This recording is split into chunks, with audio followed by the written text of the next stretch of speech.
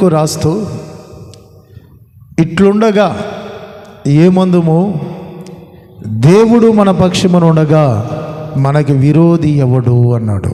దేవునికి స్తోత్రం కలుగునుగా. దేవుడు మన పక్షమున ఉన్నప్పుడు, దేవుడు మనతో ఉన్నప్పుడు మనకి విరోధి ఎవ్వరూ ఈ భూలోకంలో ఉండరు. ఒకే ఒక వ్యక్తి మనకి విరోధి, ఆ వ్యక్తే అపవాది. మనుషులు మనకి విరోధులు కాదు.